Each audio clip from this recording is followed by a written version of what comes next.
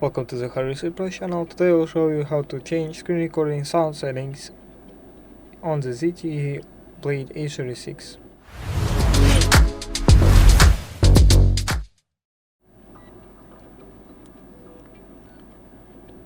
So first of all, open settings. If you don't have a shortcut on your desktop, simply scroll down from the top of your screen and press the gear button to open settings. In settings, scroll down to features and here select record screen.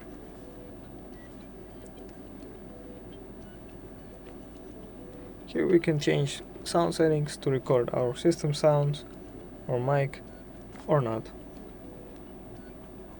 Of course, when you press record screen, simply scroll down and here press record screen.